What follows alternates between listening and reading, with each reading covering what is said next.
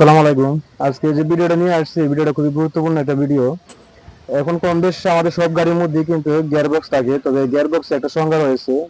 এটা অবশ্যই অনেকে জানে, আবার অনেকে জানে না। গিয়ারবক্স কি? গিয়ারবক্স হলো ইঞ্জিনের শক্তি গিয়ারবক্স নিজস্ব প্রক্রিয়ায় প্রক্রিয়াকরণ করে চালকের চাহিদা অনুযায়ী পিছনের চাকায় পৌঁছে দেওয়াই হচ্ছে গিয়ারবক্সের কাজ।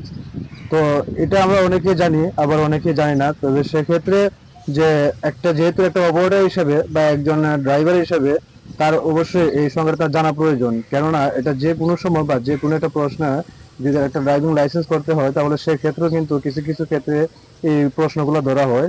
তো আমি ওটার উপর ভিত্তি করে মূলত যে আজকে এই গিয়ারবক্সে এই সংজ্ঞাটা আমি আপনাদের কাছে উপস্থাপন করছি।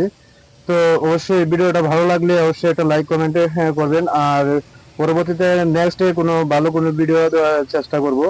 আর আমার এখান থেকে আমি সবসময় আমি আমার কাজের ক্ষেত্রে যে ভিডিওগুলো হয়, আমি ওই ভিডিওগুলো আমি আপলোড করে থাকি, যাতে আপনারা কিছু শিখতে পারেন।